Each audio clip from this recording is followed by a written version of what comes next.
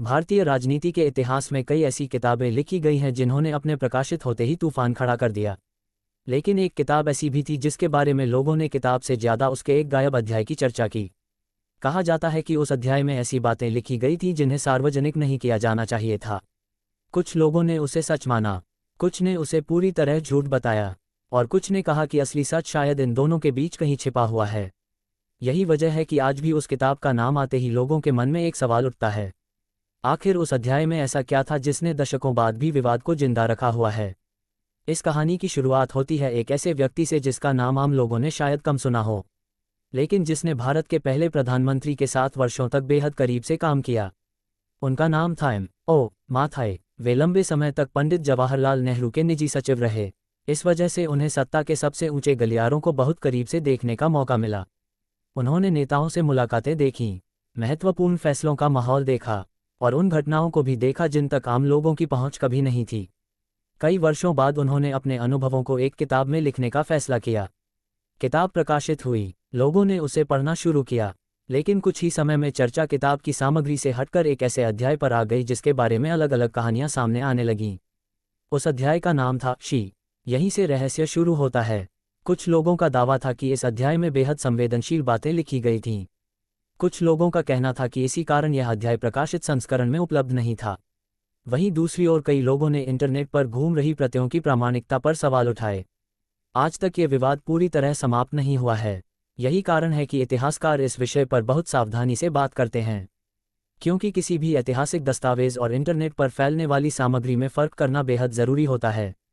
समय के साथ उस कथित अध्याय की कई प्रतियां अलग अलग वेबसाइटों, ब्लॉगों और चर्चा मंचों पर दिखाई देने लगीं। लोग उन्हें डाउनलोड करने लगे, उन पर बहस होने लगी, वीडियो बनने लगे, लेख लिखे जाने लगे। लेकिन एक सवाल हमेशा बना रहा, क्या इंटरनेट पर घूम रही हर प्रति वास्तव में वही है जो मूल रूप से लिखी गई थी, या फिर समय के साथ उसमें बदलाव भी किए गए? यही वह सवाल है जिसने इस पूरे विवाद को और गहरा बना दिया। आज भी इस विषय पर शोध करने वाले लोग सबसे पहले यही समझने की कोशिश करते हैं कि उपलब्ध सामग्री में क्या प्रमाणित है और क्या केवल दावा। क्योंकि इतिहास सिर्फ सनसनी से नहीं लिखा जाता, इतिहास दस्तावेजों, प्रमाणों और विश्वसनीय स्रोतों से लिखा जाता है। फिर भी ये सच है कि M.O. माथाई की इस किताब और उसके कथित गायब अध्याय ने भारतीय राजनीतिक इतिहास की सबसे चर्चित बहसों में अपनी जगह बना ली।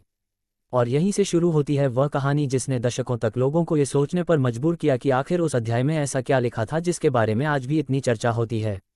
जब लोगों ने उस कथित अध्याय के बारे में सुनना शुरू किया तो स्वाभाविक रूप से जिज्ञासा बढ़ने लगी। हर कोई जानना चाहता था कि आखिर उसमें ऐसा क्या लिखा था। लेकिन यहीं से तथ्य और अफवाहें एक दूसरे में मिलती चली गईं। इंटरनेट पर अलग अलग वेबसाइटों, ब्लॉगों और चर्चा मंचों पर उस कथित अध्याय की अलग अलग प्रतियां दिखाई देने लगीं। कई लोगों ने दावा किया कि यह मूल अध्याय है, दूसरों ने कहा कि इसमें समय के साथ बदलाव किए गए हैं। इन दावों की स्वतंत्र पुष्टि कभी नहीं हो सकी। यही कारण है कि इतिहासकार किसी भी प्रति को अंतिम सत्य मानने से बचते हैं। उस कथित अध्याय को लेकर सबसे ज्यादा चर्चा इस बात की हुई कि उसमें देश के कुछ बड़े राजनीतिक नेताओं और उनके निजी जीवन से जुड़े संवेदनशील दावे किए गए थे। यही वजह थी कि वह अचानक सुर्खियों में आ गया। लेकिन यहाँ एक महत्वपूर्ण बात समझना जरूरी है। किसी किताब में लिखा होना और किसी बात का ऐतिहासिक रूप से सिद्ध होना दोनों अलग बातें हैं। इतिहास में किसी दावे को स्वीकार करने के लिए उसके समर्थन में स्वतंत्र दस्तावेज, कई विश्वसनीय स्रोत और प्रमाण होने चाहिए। इस मामले में ऐसा स्पष्ट रूप से स्थापित नहीं हो सका। इसी कारण वर्षों से इस विषय पर बहस चलती रही। कुछ लोगों का कहना था कि लेखक सत्ता के सबसे करीब रहे थे, इसलिए उनके अनुभवों को गंभीरता से देखा जाना चाहिए। दूसरी ओर कई शोधकर्ताओं का मानना था कि किसी व्यक्ति की निजी स्मृतियां अपने आप में अंतिम ऐतिहासिक प्रमाण नहीं बन जाती। यहीं से एक बड़ा प्रश्न खड़ा हुआ, क्या यह एक अंदरूनी व्यक्ति की बेबाक आत्मकथा थी, या फिर व्यक्तिगत दृष्टिकोण से लिखी गई ऐसी पुस्तक जिसमें कुछ दावों को स्वतंत्र रूप से सत्यापित नहीं किया जा सकता? समय बीतने के साथ इस कथित अध्याय की चर्चा किताब से भी बड़ी हो गई। लोग मूल पुस्तक से अधिक उस गायब अध्याय के बारे में बात करने लगे। सोशल मीडिया आने के बाद यह विवाद और तेज हो गया। बिना स्रोत वाली प्रतियां एक दूसरे को भेजी जाने लगीं। कई वीडियो और लेख ऐसे दावे करने लगे जिनका कोई विश्वसनीय ऐतिहासिक आधार सामने नहीं था। यहीं से इस कहानी का सबसे महत्वपूर्ण हिस्सा शुरू होता है। आखिर उपलब्ध रिकॉर्ड, इतिहासकार और सार्वजनिक दस्तावेज इस पूरे विवाद के बारे में क्या कहते हैं? क्या इनमें से किसी दावे की पुष्टि हुई, या ये रहस्य आज भी रहस्य ही बना हुआ है? जब इतिहासकारों ने इस पूरे विवाद की गहराई से जांच शुरू की तो उन्हें एक बात बहुत जल्दी समझ आ गई। इस विषय में दावे बहुत थे, लेकिन ठोस प्रमाण बहुत कम थे। सबसे पहले ये देखा गया कि क्या उस कथित अध्याय की कोई आधिकारिक और प्रमाणित प्रति उपलब्ध है। लेकिन वर्षों की चर्चा के बावजूद ऐसी कोई सर्वमान्य प्रति सामने नहीं आई जिसे सभी इतिहासकार और शोधकर्ता प्रमाणित मानते हों। यही कारण है कि इस पूरे विवाद को लेकर अलग अलग राय आज भी मौजूद हैं। कुछ लोगों का मानना है कि लेखक ने जो लिखा होगा वह उनके निजी अनुभवों पर आधारित रहा होगा। दूसरी ओर कई इतिहासकार कहते हैं कि किसी व्यक्ति के निजी संस्मरण अपने आप में अंतिम ऐतिहासिक सत्य नहीं बन जाते। उन्हें दूसरे स्वतंत्र दस्तावेजों, पत्रों, सरकारी रिकॉर्ड और विश्वसनीय स्रोतों से मिलाकर देखना पड़ता है। यही इस कहानी का सबसे महत्वपूर्ण मोड़ आता है।